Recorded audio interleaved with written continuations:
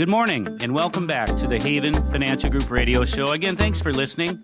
Feel free to give us a call at 612-504-8400 or havenfinancialgroup.com. Check out all the classes that we have on the calendar, many different ones: Social Security maximization and taxes, retirement and taxes, Medicare made simple, a variety of different classes. We encourage any listeners, clients, anybody that just wants to learn.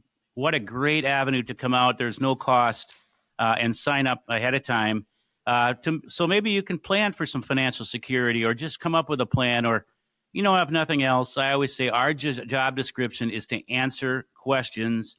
Again, feel free to give us a call, 612-504-8400. Absolutely. We're talking about demystifying financial security this morning. And we want to talk about the value of consistent income. I mentioned this right off the top of the show, Larry. I think a lot of people think, when you're younger, that what you're going to do is just save money. And then once you get to retirement, you're just going to pull a little bit of that money off each week. And that's going to be your income. And that's going to turn out to be a very uncomfortable situation eventually, right? It is. And I'll just say that in the industry, I think we've done a disservice of putting a number, a lump sum dollar, a lump sum of cash, a certain number, $1 million or $4 million or 500,000, whatever the number is. And they think, well, if I get to that number, then it's all going to be rosy. Well, why did you accumulate that, whatever that is? It was to generate a regular income stream from that for the rest of your life, to support the things you want to do, the things you need to do, and all the goals and things that will give you that financial security that we've been talking about.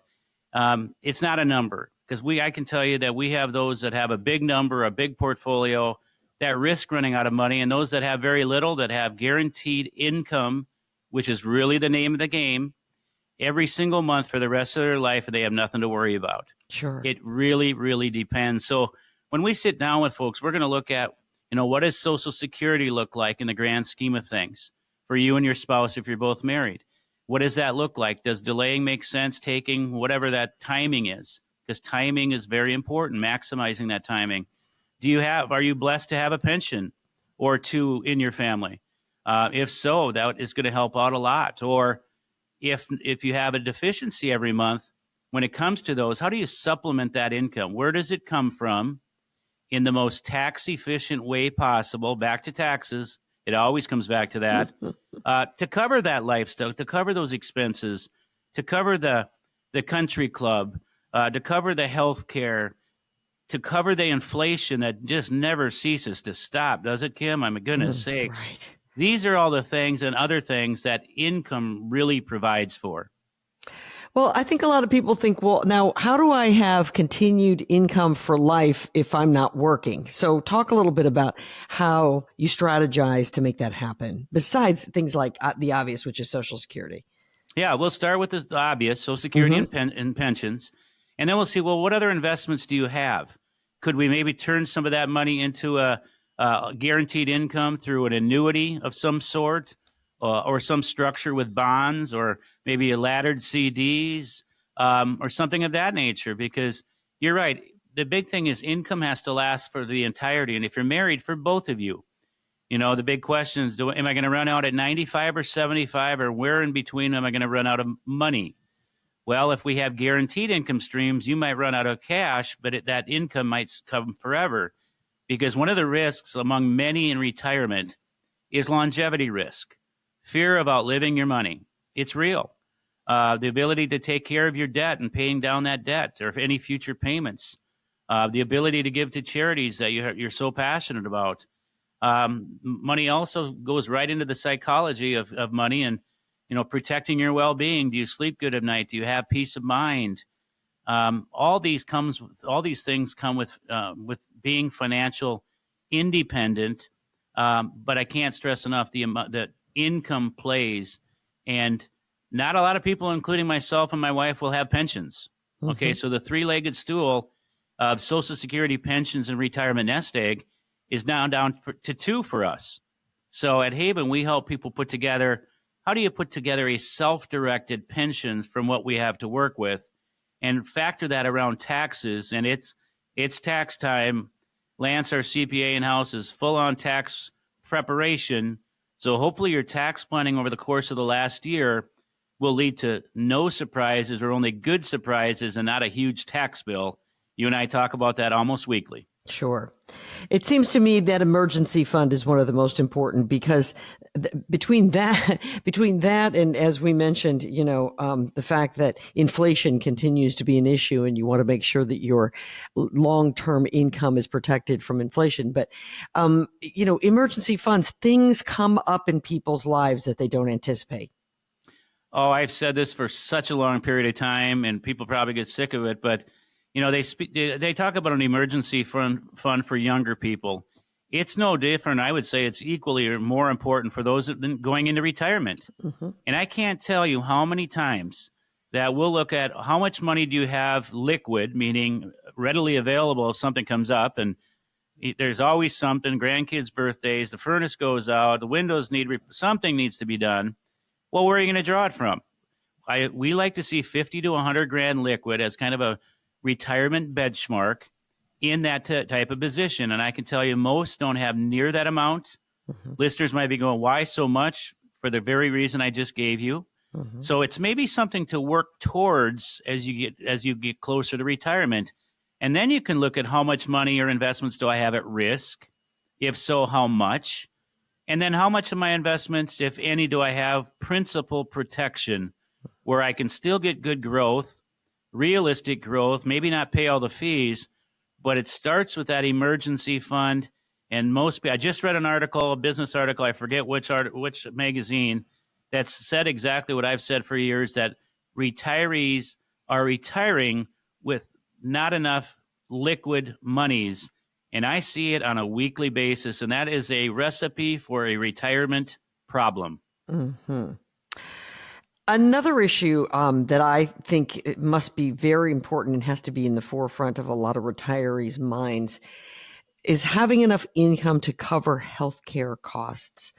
When you work all your life, you may be in your employer's plan and you pay maybe in some cases nothing, not so much anymore, but it used to be that sometimes you paid nothing, but you pay a fee, maybe a family fee each month. When you're in retirement, these fees go up and they're all on you. They are. So hopefully you've planned for it, because this is where, if you're not working with somebody, you're probably underestimating the healthcare dollar amount in your budget. Mm-hmm. It's almost always higher than people plan on. And when we build out retirement plans, no matter what your financial situation is, for retirees, we factor it in and we buffer it higher than lower, because it is usually higher than lower when it comes to those Medicare premiums, insurance premiums, medications. And then that does have nothing to do with long-term care potential needs, which 50% of the American population is going to need nursing home care. 70% of us are going to need some sort of care. And that care comes with an extreme cost. Mm-hmm. In America, it's very costly. I always find it really interesting. And for others from other countries, they do a really good job of taking care of their parents or grandparents when they become elderly. They live with them. But America is just different. And when you're talking $12,000 to $15,000 a month, and I've seen invoices, plenty of them already this year, for nursing home care, it does not take long to deplete or decimate what you worked all those years for. So if that is concerning to you, and it's not a good, fun conversation, but how are you going to cover it? There are better avenues than ever out there that we have, Glenn specifically in our office, when it comes to asset-based long-term care hybrids, different options than the traditional long-term care. And I would say, if you're listening and it's ringing a bell, give us a call. Come have that discussion in any of these areas, because this industry's changed a lot. Yeah, it certainly has. Yeah, healthcare is one of those things, Larry, that, I think a lot of people think when you get into your retirement years, your expenses go down. Healthcare is one of those things that your expenses go up. And the older you get, your expenses, the chances of them going up are even greater because you need more care. So this is one of those things that just keeps escalating. It does. So a takeaway from this segment is, mailbox money, regular, consistent income for the longevity, for the long period of time to cover those things, those expenses, the things that you need. So then you can do the things that you want. Make sure you factor in that health, inflation.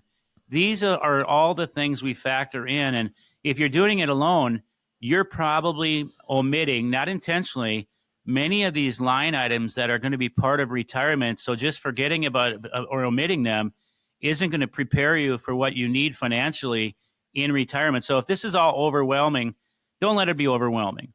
Give us a call. Come on in. Let's just talk about it, because through conversations, consistent conversations, you can develop some confidence to know, you know what, we've actually talked about this. We've addressed it, and we brought it to the forefront. And perhaps you've planned accordingly. If not, make some adjustments. This is not something to just set it in stone and let the next 30 years bake, and then we'll see what happens. This is life, and we know life's calendar makes adjustments along the way, and life doesn't always ask us first. You bet. 612-504-8400. That's how you speak to my friends at the Haven Financial Group. Coming up next, we're going to talk about protecting and then rebuilding those emergency funds that are so important throughout our lives, but certainly in those golden retirement years. This is the Haven Financial Group radio show.